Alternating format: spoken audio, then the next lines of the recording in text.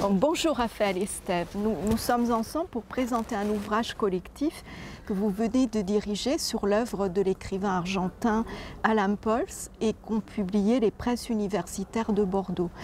C'est le seul ouvrage critique publié en France à ce jour sur cette valeur sûre de la littérature argentine actuelle. Est-ce que vous pouvez nous dire ce qui vous semble digne d'attention dans le parcours intellectuel et littéraire de cet auteur? Oui, alors, bon, dans le choix d'un auteur, il y a toujours les affinités en propre du lecteur. Donc évidemment, c'est d'abord ça qui m'a incité, et aussi une appréciation sur la valeur littéraire et le rapport entre cette valeur et la diffusion de l'œuvre. Alors, dans le cas d'Alan Pauls, la première chose à préciser, c'est qu'il était très présent dans, on va dire, les réseaux de diffusion culturelle français très institutionnalisé, comme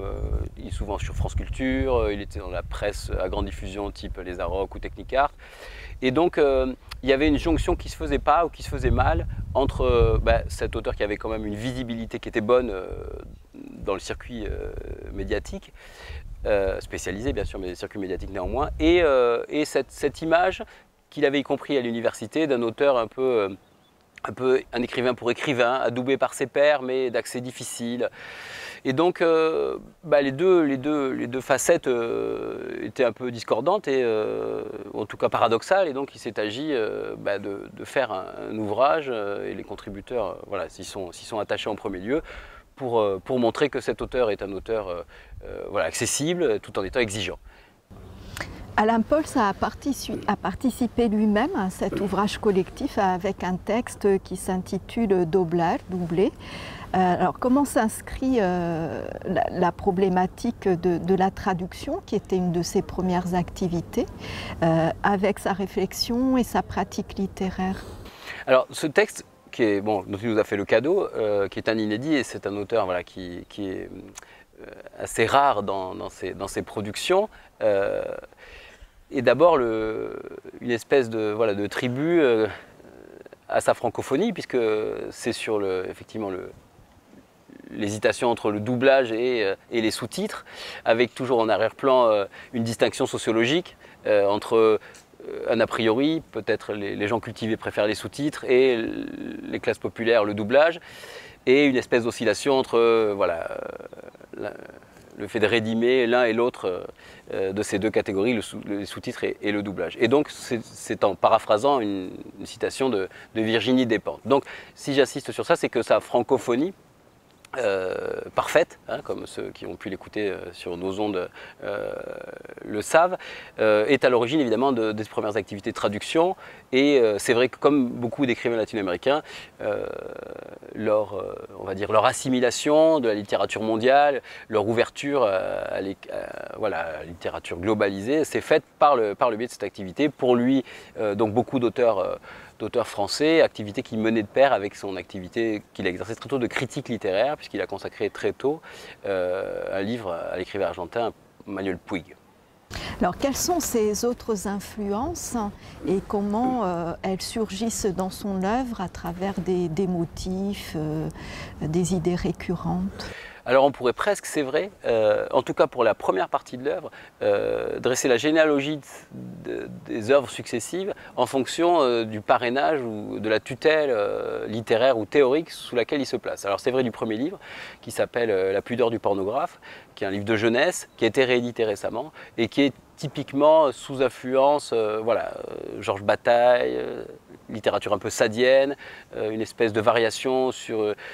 la contractualisation du désir amoureux. Donc là, déjà une tutelle très française qui se prolonge dès le deuxième ouvrage qui s'appelle Le colloque, qui lui est sous patronage assez foucaldien, même si sur le versant littéraire, il y a une influence kafkaïenne très déclarée par le nom des personnages et leur interaction. Pour la partie suivante, qui est la partie qui a permis une plus grande exposition, une reconnaissance institutionnelle d'Alan Pauls, qui est, on va dire, le texte préparatoire Wasabi et l'œuvre magistrale Le Passé, traduit tous les deux en français. C'est une influence plus proustienne, On a beaucoup parlé de Proust parce que l'auteur est enclin à rédiger des phrases qui sont presque interminables, dans lesquelles on se perd, dans lesquelles il faut revenir sur nos pas pour trouver quel était l'antécédent ou le sujet du verbe qui vient conjuguer à la fin. Donc une influence proustienne assez manifeste. Et la troisième partie de l'œuvre, c'est une trilogie alors est-ce qu'elle revient un petit peu dans un giron qui est plus spécifiquement latino-américain, peut-être parce qu'elle se politise un petit peu, on sera peut-être amené à en reparler, mais cette troisième partie est peut-être plus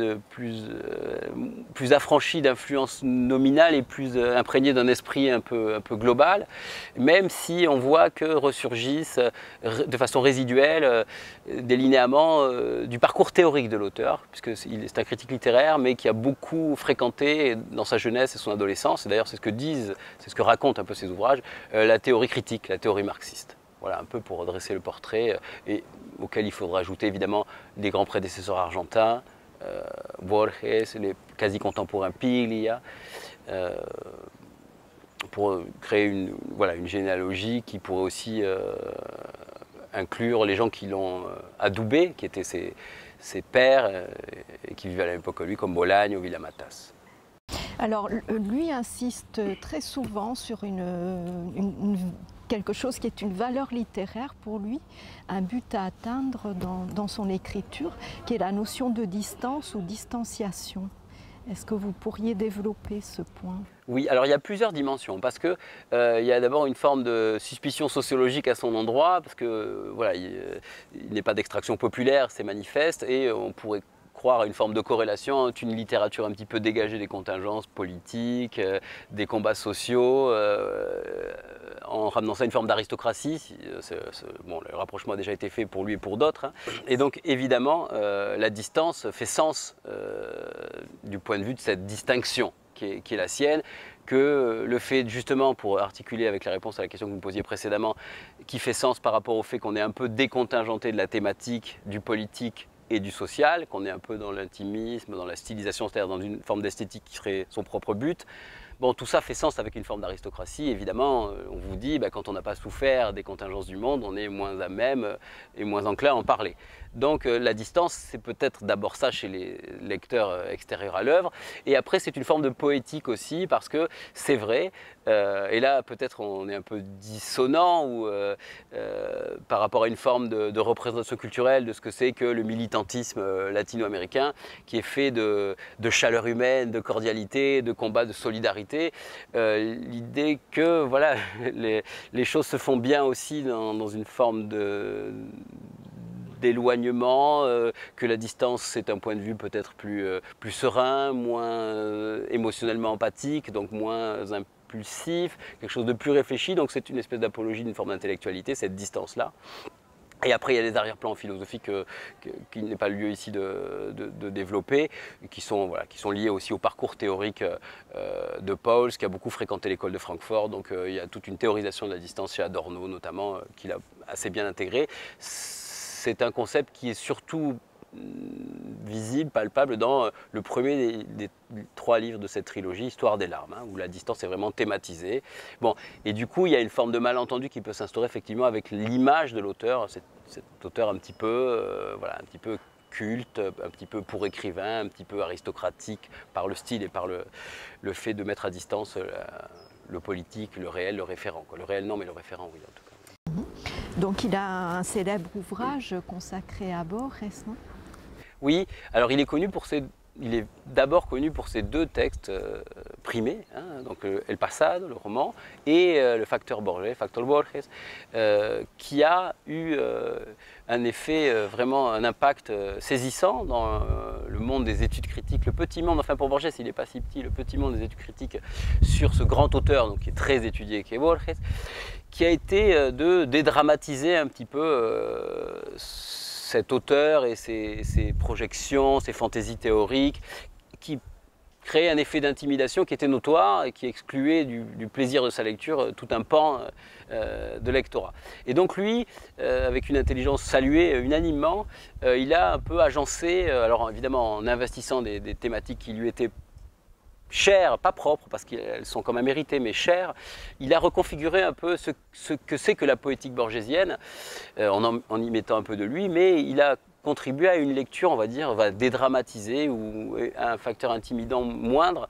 et qui a vraiment changé l'approche de cet auteur qui est encore très lu, y compris en France d'ailleurs, par un effet de retour assez intéressant, et qui intéresse l'auteur bien sûr. Et son second ouvrage primé? Son second ouvrage primé, c'est le roman, c'est El Pasado,